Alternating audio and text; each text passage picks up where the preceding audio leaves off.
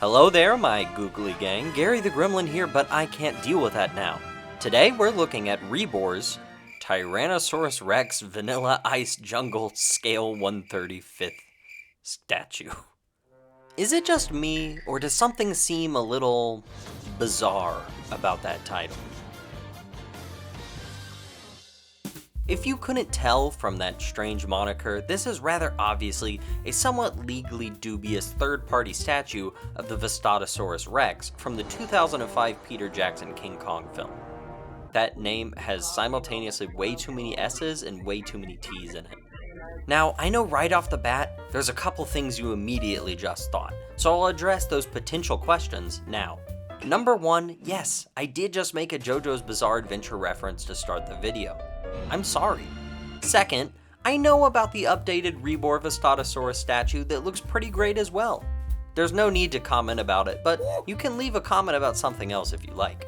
Third, I also know about the Nanmu articulated one and the other Nanmu ones, and they all look great as well. But it just so happens that this is the V-Rex I got. Deal with it. I guess you could say I can deal with it now.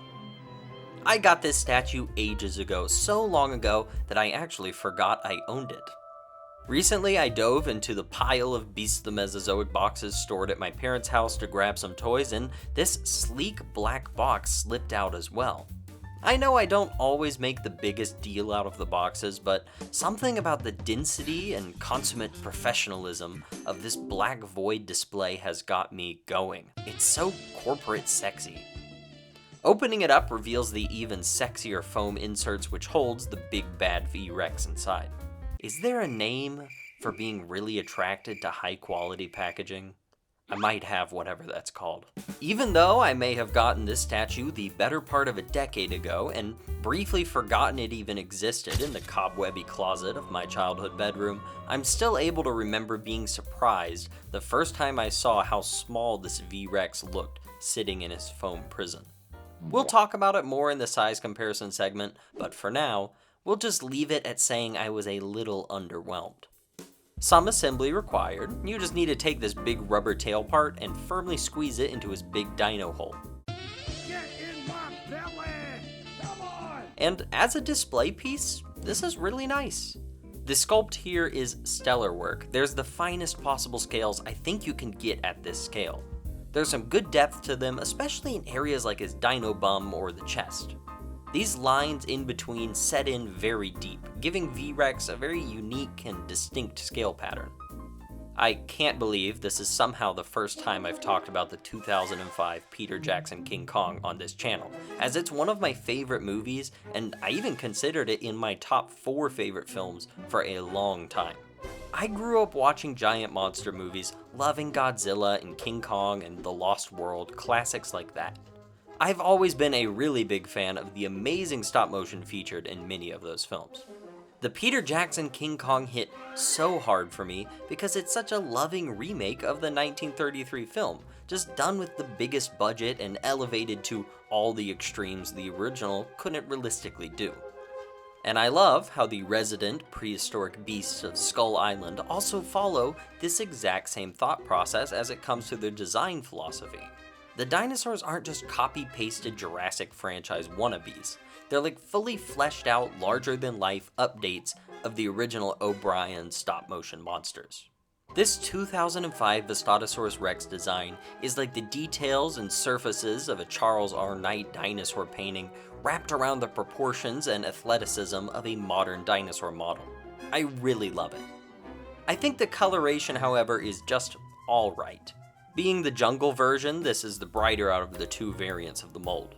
The other one is called Vanilla Ice Mountain, which, beyond sounding like a lost Super Mario 64 level, is just a lot more muted color-wise.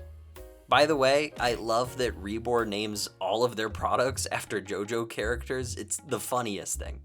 It's always a double fold reference, of course, because every JoJo character is just named after a band or a song. For example, this dude's just straight up named Limp Bizkit. But get this, in the American translation, this idiot is named Flaccid Pancake. You literally cannot make this shit up. Anywho, Rebor can't be blamed for this color scheme, however, as this is pretty much exactly how it looked in the movie.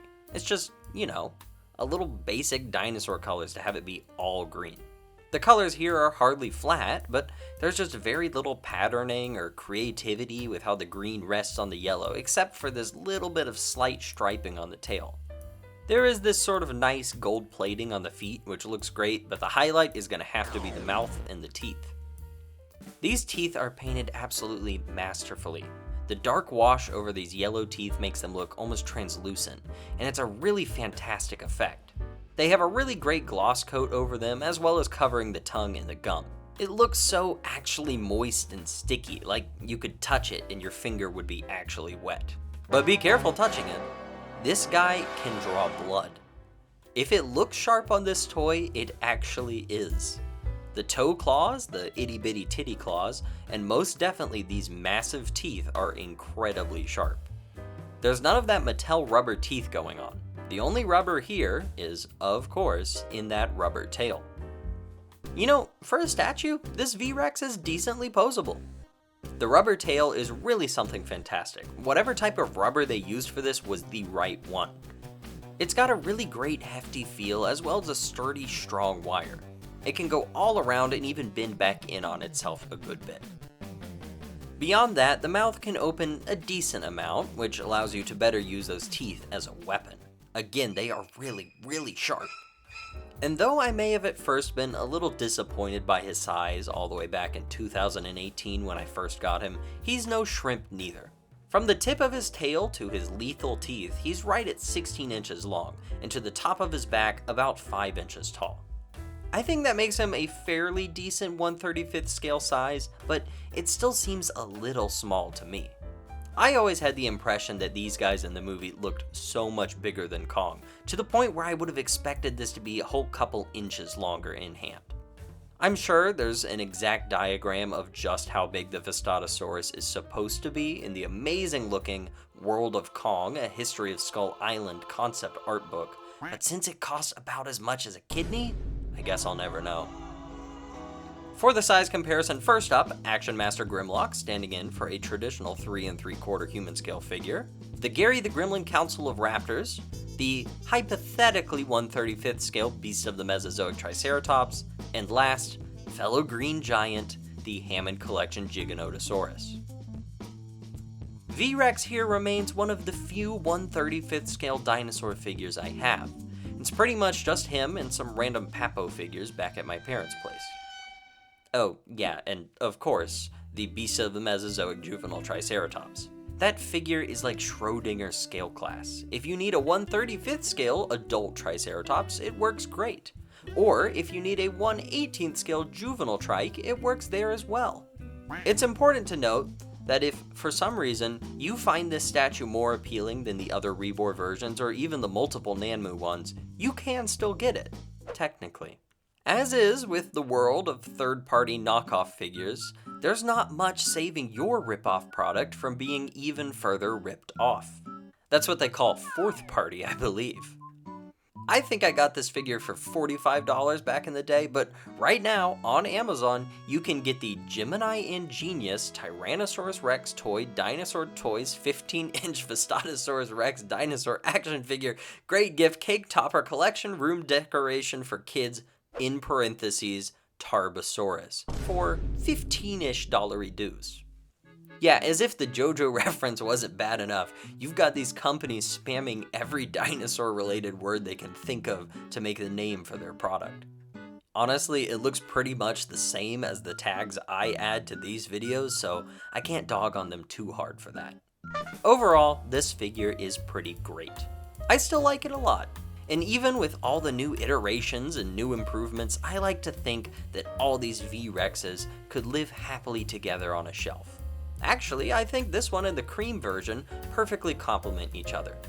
If you have one of each, you've got two best buddies, and isn't that sweet?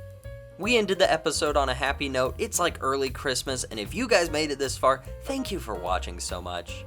We're trying to get it to 69,000 by the end of the year, and you've got to subscribe. I forgot I put that line in.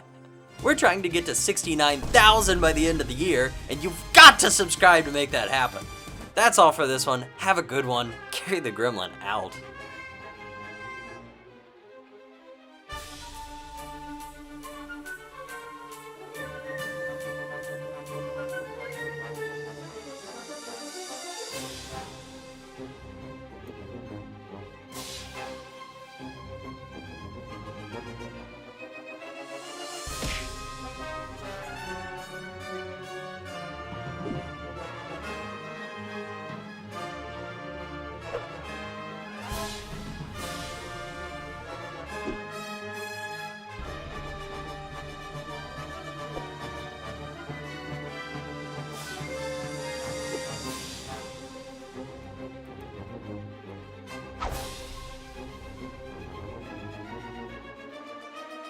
Gary the Gremlin's out of his mind is what he means. Oh my god. What was that? This might be the craziest script I've written since the Stegosaurus return. Oh, and it's still recording.